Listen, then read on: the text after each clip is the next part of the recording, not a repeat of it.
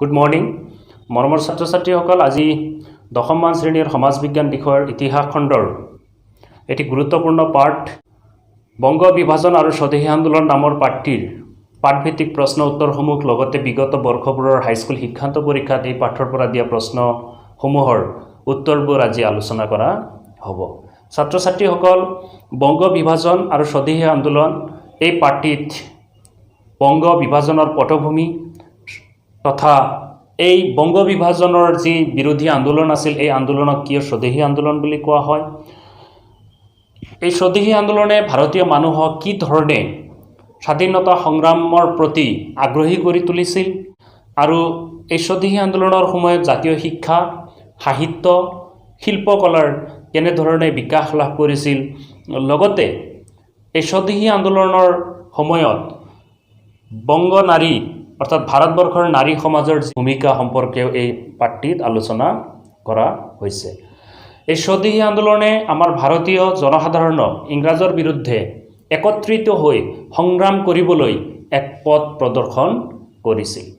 ছাত্ৰ ছাত্ৰীসকল সমাজ বিজ্ঞান বিষয়ৰ আৰু অন্যান্য পাঠৰ প্ৰশ্ন উত্তৰসমূহ আলোচনা কৰি মোৰ ইউটিউব চেনেল ষ্টাডি উইথ উহাবৰ জৰিয়তে তোমালোকলৈ আগবঢ়োৱা হৈছে। মই আশা কৰোঁ তোমালোকে সেই পাঠ আলোচনাবোৰো চাই ল'বা। লগতে যিসকল ছাত্ৰ ছাত্ৰীয়ে মোৰ ইউটিউব চেনেলটো ছাবস্ক্ৰাইব কৰা নাই মই ছাবস্ক্ৰাইব কৰিবলৈ আহ্বান জনাইছোঁ। ছাত্ৰ ছাত্ৰীসকল আহা আজিৰ প্ৰশ্ন উত্তৰ আলোচনা আৰম্ভ কৰোঁ। মৰমৰ ছাত্ৰ ছাত্ৰীসকল প্ৰথমতে শুদ্ধ উত্তৰ বাছি উলিওৱা নাইবা বহুবিকল্পী প্ৰশ্ন উত্তৰ আৰু অতি চমু প্ৰশ্ন উত্তৰসমূহ আলোচনা কৰা হ'ব। ৰামকৃষ্ণ মিছনৰ প্ৰতিষ্ঠাতা আছিল স্বামী দয়ানন্দ সৰস্বতী, স্বামী বিবেকানন্দ, ৰাজা ৰামমোহন ৰায়, ঈশ্বৰ চন্দ্ৰ বিদ্যাসাগৰ। ইয়াৰ উত্তৰ হ'ব স্বামী বিবেকানন্দ। কাৰ কাৰ্যকালত বংগভংগ আঁচনিখন কাৰ্যকৰী হয়? Lord Curzon, lord William Bentinck, lord Dalhousie, lord Mountbatten. উত্তৰ লৰ্ড কাৰ্জন। 1906 চনত মুছলিম লীগ গঠনত সহায় কৰা ব্ৰিটিছ প্ৰশাসকজন কোন আছিল? Lord Curzon, Lord Minto, Lord Ripon, Lord Cornwallis. ইয়াৰ উত্তৰ লৰ্ড মিণ্টো। ব্ৰিটিছ চৰকাৰে দিল্লীত দৰবাৰ পাতি বংগভংগ আঁচনিখন বাতিল কৰিছিল 1905 চনৰ 20 জুলাই তাৰিখে, 1911 চনৰ 12 ডিচেম্বৰ তাৰিখে, 1908 চনৰ 13 ডিচেম্বৰ তাৰিখে, 1906 চনৰ 15 আগষ্ট তাৰিখে। ইয়াৰ উত্তৰ 1911 চনৰ 12 ডিচেম্বৰ তাৰিখে। বংগ বিভাজন কোনগৰাকী ভাইচৰয়ৰ শাসনকালত সংঘটিত হৈছিল? উত্তৰ লৰ্ড নেথানিয়েল কাৰ্জনৰ শাসনকালত। বিদেশী পণ্য বৰ্জনৰ প্ৰস্তাৱ কোনখন সভাত গ্ৰহণ কৰা হৈছিল? 1905 চনৰ 20 জুলাই তাৰিখে দিনাজপুৰৰ মহাৰাজৰ পৌৰোহিত্যত অনুষ্ঠিত হোৱা বিশাল জনসভাত বিদেশী পণ্য বৰ্জনৰ প্ৰস্তাৱ গ্ৰহণ কৰা হৈছিল। স্বদেশী আন্দোলনৰ সময়ছোৱাত যুগান্তৰ নামৰ সংবাদপত্ৰখন সম্পাদনা কোনে কৰিছিল? উত্তৰ ভূপেন্দ্ৰনাথ দত্ত। বংগদেশত জাতীয় শিক্ষা পৰিষদ নামৰ অনুষ্ঠানটো কেতিয়া গঠন হৈছিল? উত্তৰ 1906 চনৰ 11 মাৰ্চত। বেংগল কেমিকেলছ নামৰ উদ্যোগ প্ৰতিষ্ঠানটোৰ প্ৰধান উদ্যোক্তা কোন আছিল? উত্তৰ আচাৰ্য প্ৰফুল্ল চন্দ্ৰ ৰায়। কাৰ পৌৰোহিত্যত অনুষ্ঠিত জাতীয় কংগ্ৰেছৰ অধিৱেশনে ভাৰতীয়ৰ বাবে স্বৰাজ বিচাৰি প্ৰস্তাৱ গ্ৰহণ কৰিছিল? এইটো খুব গুৰুত্বপূৰ্ণ প্ৰশ্ন। দাদাভাই নৌৰোজীৰ পৌৰোহিত্যত অনুষ্ঠিত জাতীয় কংগ্ৰেছৰ অধিৱেশনত স্বৰাজ বিচাৰি প্ৰস্তাৱ গ্ৰহণ কৰা হৈছিল। বন্দিনী ভাৰত নামৰ নাটকখনৰ ৰচক কোন? উত্তৰ বন্দিনী ভাৰত নামৰ নাটকখনৰ ৰচকজনৰ নাম অম্বিকাগিৰি ৰায় চৌধুৰী। নেক্সট প্ৰশ্ন, বংগদেশৰ একত্ৰীকৰণ কেতিয়া হৈছিল? উত্তৰ 1911 চনৰ 12 ডিচেম্বৰ। লাল বাল পাল কোন কোন আছিল? এওঁলোক আছিল ক্ৰমে লালা লাজপত ৰায়, বাল গংগাধৰ তিলক আৰু বিপিন চন্দ্ৰ পাল। অবিভক্ত বংগদেশৰ মুঠ জনসংখ্যা কিমান আছিল? 4 কোটি 60 লাখ। কোন তাৰিখে বংগভংগ আঁচনি কাৰ্যকৰী কৰা হৈছিল? 1905 চনৰ 16 অক্টোবৰত। বন্দে মাতৰম নামৰ গীতটোৰ ৰচক কোন? বংকিম চন্দ্ৰ চেটাৰ্জী। আচাৰ্য প্ৰফুল্ল চন্দ্ৰ ৰায়ে স্থাপন কৰা কেমিকেল প্ৰতিষ্ঠানটোৰ নাম কি আছিল? উত্তৰ বেংগল কেমিকেল। কোন তাৰিখে ব্ৰিটিছ চৰকাৰে দিল্লীত দৰবাৰ পাতি বংগভংগ আঁচনি বাতিল কৰিছিল? ইয়াৰ উত্তৰ 1911 চনৰ 12 ডিচেম্বৰত। নেক্সট প্ৰশ্ন, চিমলাত ভাইচৰয় মিণ্টুৰ লগত গোপন আলোচনাত ভাগ লোৱা মুছলমান সজাতি দলটোৰ নেতৃত্ব কোনে দিছিল? ইয়াৰ উত্তৰ আগা খাঁ। লৰ্ড মিণ্টু ভাইচৰয় হৈ থাকোঁতে ভাৰত পৰিক্ৰমা মন্ত্ৰী হিচাপে যোগদান কৰা লোকজন কোন আছিল? লৰ্ড জন মৰলে। কোন চনত ভাৰতীয় জাতীয় কংগ্ৰেছৰ জন্ম হয়? 1885 চনত। বংগদেশত স্বদেশী আন্দোলনৰ সন্ত্ৰাসবাদী ধাৰাটোৰ মুখ্য প্ৰবক্তা কোন আছিল? ইয়াৰ উত্তৰ বিপিন চন্দ্ৰ পাল। পৰৱৰ্তী প্ৰশ্ন, 1905 চনত বেনাৰসত অনুষ্ঠিত কংগ্ৰেছৰ বাৰ্ষিক অধিৱেশনৰ সভাপতি কোন আছিল? উত্তৰ গোপাল কৃষ্ণ গোখলে। কোন চনত মুছলিম লীগ নামৰ ৰাজনৈতিক সংগঠনটোৰ জন্ম হৈছিল? ইয়াৰ উত্তৰ 1906 চনত। লৰ্ড মিণ্টুৰ ব্যক্তিগত সচিবজনৰ নাম কি আছিল? উত্তৰ কৰ্ণেল ডানলপ স্মিথ। বংগভংগ বিৰোধী প্ৰথম সভাখন কোন ঠাইত অনুষ্ঠিত হৈছিল? 1905 চনৰ 14 জুলাইত অনুষ্ঠিত হয় বাগেৰবাৰী, বৰ্তমান বাংলাদেশৰ খুলনাত। কলিকতাত স্থাপন হোৱা জাতীয় কলেজখনৰ প্ৰথম অধ্যক্ষজনৰ নাম কি আছিল? ইয়াৰ উত্তৰ অৰবিন্দ ঘোষ। কোনখন আইনৰ দ্বাৰা বংগদেশৰ গভৰ্ণৰজনক গভৰ্ণৰ জেনেৰেল পদলৈ উন্নীত কৰা হৈছিল? ইয়াৰ উত্তৰ ৰেগুলেটিং এক্ট বা নিয়ন্ত্ৰণকাৰী আইন 1773। এতিয়া পাঠভিত্তিক কিছু চমুটোকা আলোচনা কৰা হ'ব। প্ৰথমতে কবিগুৰু ৰবীন্দ্ৰনাথ ঠাকুৰ। কবিগুৰু ৰবীন্দ্ৰনাথ ঠাকুৰ আছিল নোবেল বঁটা বিজয়ী বিশ্ববিখ্যাত কবি, সাহিত্যিক, স্বাধীনতা সংগ্ৰামী, দাৰ্শনিক। তেওঁৰ জন্ম হয় 1861 চনত কলিকতাৰ বিখ্যাত ঠাকুৰ পৰিয়ালত। তেওঁ কেইবা হাজাৰ গীত ৰচনা কৰাৰ উপৰিও সাহিত্যৰ সকলোবোৰ শাখাতে সৃষ্টিশীল অৱদান দি থৈ গৈছে। তেওঁ গীতাঞ্জলি নামৰ গীতৰ পুথিখনৰ বাবে 1913 চনত সাহিত্যত বিশ্বৰ শ্ৰেষ্ঠ নোবেল বঁটা লাভ কৰে। তেওঁ ৰচনা কৰা জন গণ মন নামৰ গীতটি ভাৰতৰ ৰাষ্ট্ৰীয় সংগীতৰ মৰ্যাদা লাভ কৰিছে। 1941 চনৰ 7 আগষ্টত ৰবীন্দ্ৰনাথ ঠাকুৰৰ মৃত্যু হয়। দ্বিতীয়তে মাৰ্গাৰেট এলিজাবেথ নোবেল, যাক ভগিনী নিবেদিতা নামেৰেও জনা যায়। মাৰ্গাৰেট এলিজাবেথ নোবেল আছিল এজন মানৱতাবাদী বিদুষী নাৰী। তেওঁৰ জন্ম হৈছিল আয়াৰলেণ্ডত। তেওঁ ভাৰতলৈ আহি পৰাধীন ভাৰতবাসীৰ কল্যাণৰ হকে বহুত জনসেৱামূলক কাম কাজৰ লগত জড়িত হৈ পৰে। ইংৰাজসকলে ভাৰতীয়সকলৰ প্ৰতি গ্ৰহণ কৰা দমনমূলক আৰু শোষণ নীতিৰ বিৰোধিতা কৰি তেওঁ বিভিন্ন গঠনমূলক কাৰ্যত নিজকে উৎসৰ্গা কৰিছিল।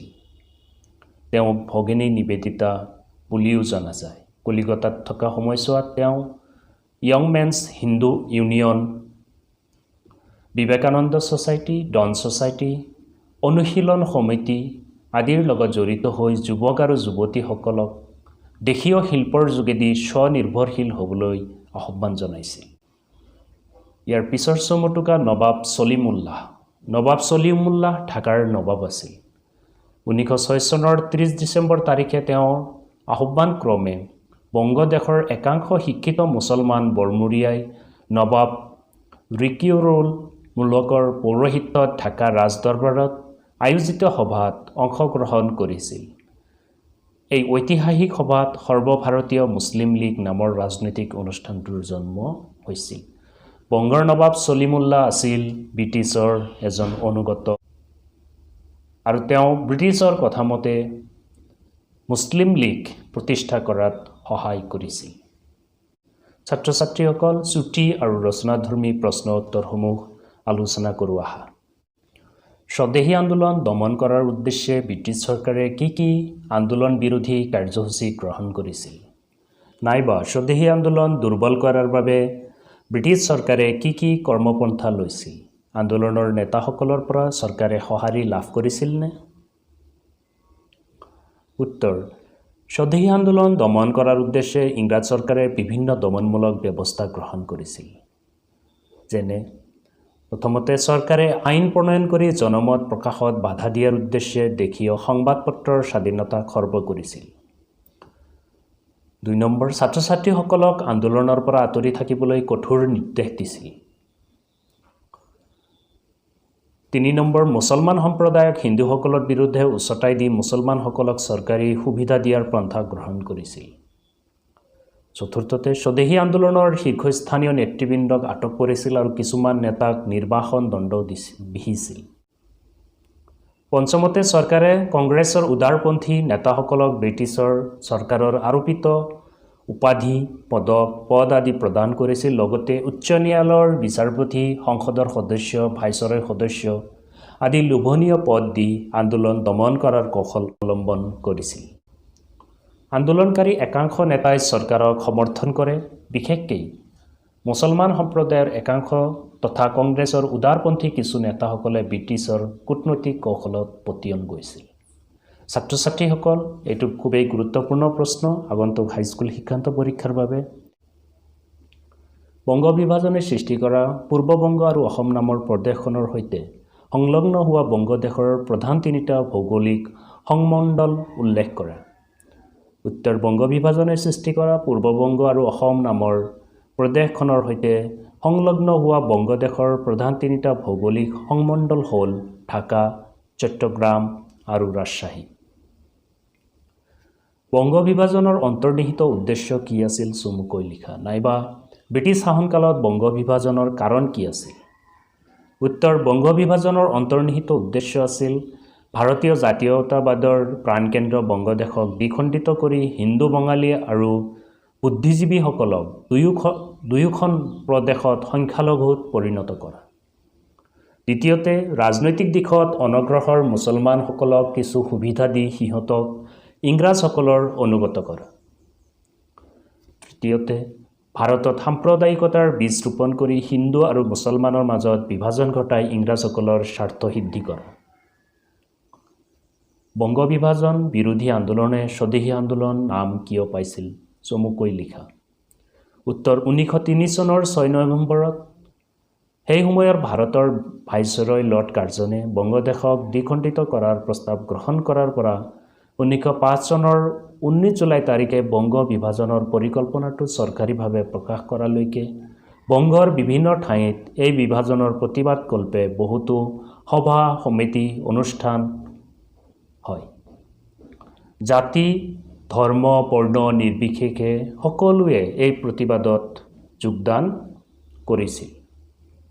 প্ৰতিবাদকাৰীসকলে বিদেশী বস্তু অৰ্থাৎ ইংৰাজসকলে ইংলেণ্ডৰ পৰা আমদানি কৰা পণ্য বস্তু বৰ্জন আৰু স্বদেশত প্ৰস্তুত কৰা বস্তু গ্ৰহণ কৰাৰ সিদ্ধান্ত গ্ৰহণ কৰে।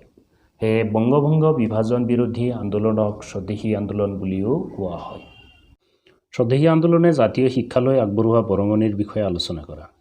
উত্তৰ: ভাৰতত ইংৰাজ ভাইচৰয় লৰ্ড কাৰ্জনৰ বংগভংগ সিদ্ধান্তৰ সময়ৰ পৰাই ভাৰতত স্বদেশী আন্দোলন আৰম্ভ হয়।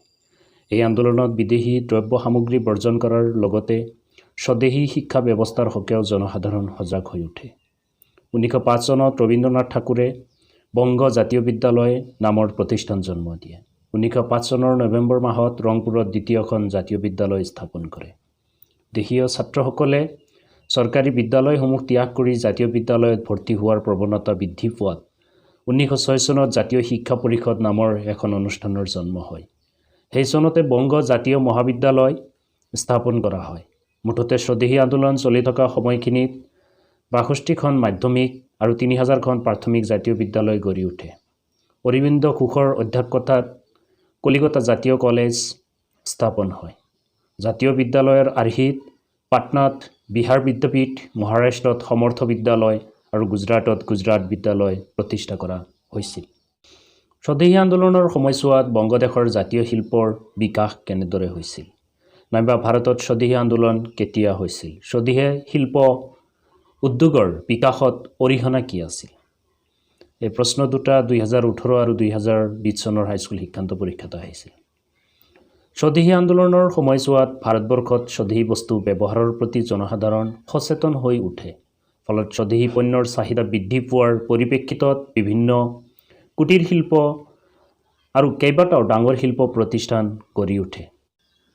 সূতা কটা কল, তাঁতশাল উদ্যোগ, সৰিয়হ তেল, চাবোন, চেনি, জুইশলা, বিস্কুট আদি কাৰখানা গঢ়ি উঠে। ইয়াৰ লগে লগে জাতীয় বেংক, স্বদেশী বীমা কোম্পানী আদিও গঢ়ি তোলা হয়। কৃষ্ণ বিহাৰী সেনৰ প্ৰচেষ্টাত কলকাতা বৌবজাৰত ইণ্ডিয়া ষ্ট'ৰ্ছ নামৰ প্ৰতিষ্ঠান গঢ়ি উঠে।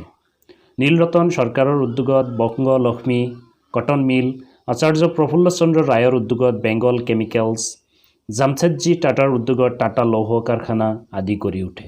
এনেদৰে স্বদেশী আন্দোলনে দেশত স্বদেশী শিল্প উদ্যোগৰ বিকাশত অৰিহণা আগবঢ়াইছিল।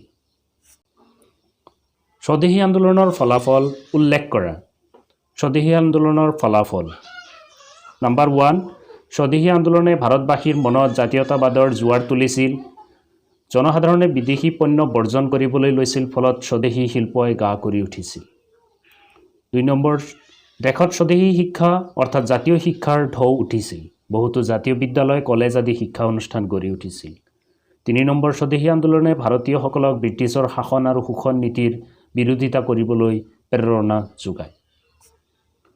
4 নম্বৰ, স্বদেশী আন্দোলনৰ মাজেৰে ভাৰতীয় ব্ৰিটিছ চৰকাৰৰ ওচৰত স্বৰাজ দাবী কৰাৰ সুযোগ লাভ কৰিছিল। 5 নম্বৰ, স্বদেশী আন্দোলনৰ মাজেৰে ভাৰতীয় নাৰীৰ ইংৰাজৰ বিৰুদ্ধে প্ৰতিবাদ আন্দোলনত অংশগ্ৰহণ কৰাৰ প্ৰৱণতা গঢ়ি উঠিছিল। 6 নম্বৰ, স্বদেশী আন্দোলনৰ মাজেৰে ভাৰতবৰ্ষত সশস্ত্ৰ বিপ্লৱৰ সূচনা হৈছিল। এচাম আন্দোলনকাৰী আগ্নেয়াস্ত্ৰৰে বিপ্লৱৰ পথ অনুসৰণ কৰিছিল। স্বদেশী আন্দোলনৰ 3টা অৱদান উল্লেখ কৰা। স্বদেশী আন্দোলনে ভাৰতীয় ৰাজনীতি, অৰ্থনীতি আৰু সাংস্কৃতিক জগতত সুদূৰ প্ৰসাৰী অৱদান আগবঢ়াইছিল। যেনে 1 নম্বৰ, স্বদেশী আন্দোলনে জনসাধাৰণৰ মনত জাতীয় ভাৱধাৰাৰ জন্ম দিছিল। মানুহে স্বদেশী পণ্য সামগ্ৰী গ্ৰহণ কৰিবলৈ লৈছিল, ফলত ইংৰাজসকলৰ ব্যৱসায় বিপৰ্যস্ত হ'বলৈ আৰম্ভ কৰিছিল। 2 নম্বৰ, স্বদেশী আন্দোলনৰ জৰিয়তে ভাৰতীয় নেতৃবৃন্দৰ কাম কাজ আৰু চিন্তা চৰ্চাৰ পৰিৱৰ্তন ঘটিছিল। সিহঁতে বুজি পাবলৈ ধৰে যে এক গণসংগ্ৰামৰ যোগেদিহে ভাৰতৰ সাৰ্বিক উন্নয়ন সম্ভৱ। 3 নম্বৰ, স্বদেশী আন্দোলনে ভাৰতবাসীৰ অনাগত স্বাধীনতা সংগ্ৰামৰ বাবে মানসিকতা গঢ়ি তোলাত ইন্ধন যোগাইছিল। ভাৰতৰ স্বদেশী আন্দোলনত মহিলাৰ অৱদান আলোচনা কৰা। স্বদেশী আন্দোলনত পুৰুষৰ সমানে সমানে নাৰীয়েও আগভাগ লয়। নাৰীসকলৰ অংশগ্ৰহণে ভাৰতীয় স্বাধীনতা আন্দোলনক অধিক সুসংগঠিত পৰ্যায়লৈ আগুৱাই নিছিল। অগ্ৰণী নাৰীসকলৰ ভিতৰত সৰলা দেৱীয়ে বিপ্লৱী ভাৱাদৰ্শৰে বীৰাষ্টমী ব্ৰত, প্ৰতাপাদিত্য উৎসৱ, উদয়াদিত্য উৎসৱ, ব্যায়াম সমিতি আদিৰে যুৱক যুৱতীসকলক লাঠি খেল, কুস্তিৰ প্ৰশিক্ষণ দিয়ে। তেওঁ ভাৰতী নামৰ পত্ৰিকাৰ যোগেদি যুৱ সমাজক আন্দোলনত অংশগ্ৰহণৰ বাবে প্ৰস্তুত কৰি তোলে। মহীয়সী নাৰী ভগিনী Nivedita, Young Men's Hindu union, Vivekananda society, Dawn Society আৰু অনুশীলন সমিতিৰ সৈতে জড়িত হৈ নাৰী আৰু যুৱ সমাজক দেশীয় শিল্পৰ জৰিয়তে স্বনিৰ্ভৰশীল হ'বলৈ আহ্বান জনাইছিল। বংগ নাৰীয়ে ব্ৰিটিছৰ বিৰুদ্ধে প্ৰতিবাদ স্বৰূপে কেতিয়াবা ৰান্ধনীশালত জুই জ্বলোৱা কাৰ্যও বন্ধ ৰাখিছিল। লৰ্ড কাৰ্জনে ঘোষণা কৰা বংগভংগৰ 4 দফীয়া আঁচনিখনৰ প্ৰথম দফাৰ আঁচনিসমূহ কি কি আছিল? উত্তৰ: লৰ্ড কাৰ্জনে ঘোষণা কৰা বংগভংগৰ 4 দফীয়া আঁচনিখনৰ প্ৰথম দফাৰ আঁচনিসমূহ ৰাজশ্বাহী, ঢাকা আৰু চট্টগ্ৰাম সংমণ্ডলৰ সৈতে অসম সংলগ্ন নতুন প্ৰদেশখনৰ নাম পূৰ্ববংগ আৰু অসম হ'ব। দ্বিতীয়তে, পূৰ্ববংগ আৰু অসম প্ৰদেশৰ ৰাজধানী হ'ব ঢাকা। তৃতীয়তে, পূৰ্ববংগ আৰু অসম প্ৰদেশৰ শাসনৰ দায়িত্বত এজন লেফটেনেণ্ট গভৰ্ণৰৰ হাতত অৰ্পণ কৰা হ'ব। চতুৰ্থতে, অসমৰ ৰাজধানী শ্বিলঙৰ পৰা ঢাকালৈ স্থানান্তৰ হ'ব। মুছলিম লীগৰ উত্থান সম্পৰ্কে চমুকৈ আলোচনা কৰা। উত্তৰ: ব্ৰিটিছ সাম্ৰাজ্যবাদ অক্ষুণ্ণ ৰখাৰ স্বাৰ্থত জাতি, ধৰ্ম, ভাষা, অঞ্চল আদিৰ ভিত্তিত ভাৰতবাসীৰ মাজত বিভেদ অনাৰ প্ৰয়াস কৰিছিল। ভাৰতীয় মানুহৰ মাজত একতা নষ্ট কৰিবলৈ তথা সাম্প্ৰদায়িক বীজ ৰোপণ কৰিবলৈ আৰু হিন্দু মুছলমান ভেদাভেদ সৃষ্টিৰ বাবে মুছলিম লীগ জন্ম দিবলৈ একাংশ মুছলমান নেতাক অনুপ্ৰেৰণা যোগাইছিল। লৰ্ড কাৰ্জন লৰ্ড মিণ্টুৰ স্বদেশী আন্দোলন দমন কৰাৰ কৌশল হিচাপে মুছলমানসকলক সুকীয়া ৰাজনৈতিক সা সুবিধা, মুছলমান ভূস্বামীসকলক বিশেষ সুবিধা প্ৰদানৰ জৰিয়তে একাংশ মুছলমানক ব্ৰিটিছৰ অনুগত কৰি তোলে। 1906 চনত 30 ডিচেম্বৰ তাৰিখে ঢাকাৰ নবাব ছলিমুল্লাহৰ আহ্বানত বংগদেশৰ একাংশ শিক্ষিত মুছলমান বৰমূৰীয়া নবাব বিক্ৰুল মুলকৰ নেতৃত্বত ঢাকাৰ ৰাজদৰবাৰত আয়োজিত সভাত সৰ্বভাৰতীয় মুছলিম লীগৰ জন্ম হয়। ভাৰতীয় জাতীয় কংগ্ৰেছৰ প্ৰতিদ্বন্দ্বী হিচাপে ব্ৰিটিছে এই অনুষ্ঠানটোক নিজৰ স্বাৰ্থত ব্যৱহাৰ কৰিবলৈ অকণো ভুল কৰা নাছিল। মুছলিম লীগৰ জৰিয়তে মুছলমানৰ মনত আনুগত্য প্ৰসাৰ ঘটোৱা, মুছলমান ৰাইজৰ ৰাজনৈতিক অধিকাৰ সদা সচেতন কৰি ৰখা আৰু মুছলমানসকলৰ মাজৰ পৰা ভয়, সন্ত্ৰাস, বিদ্বেষ ভাৱৰ অন্ত পেলাই সকলোৰে মাজত একতা প্ৰতিষ্ঠা কৰাই প্ৰধান লক্ষ্য আছিল। ছাত্ৰ ছাত্ৰীসকল, আজিৰ এই প্ৰশ্ন উত্তৰ আলোচনা তোমালোকৰ নিশ্চয় ভাল লাগিছে। তোমালোকে এই প্ৰশ্ন উত্তৰবোৰ লিখি পঢ়ি আয়ত্ত কৰিবলৈ চেষ্টা কৰিবা আৰু মই আশা কৰোঁ আগন্তুক হাইস্কুল শিক্ষান্ত পৰীক্ষাৰ তোমালোকৰ এই প্ৰশ্ন উত্তৰবোৰে নিশ্চয় সহায় কৰিব। ছাত্ৰ ছাত্ৰীসকল, মোৰ ইউটিউব চেনেলটো ছাবস্ক্ৰাইব কৰিবা। মোৰ ভিডিঅ'টো ভাল লাগিলে তোমালোকে লাইক কমেণ্ট কৰিবা বুলি আশা ৰাখিলোঁ। Thank you so' much.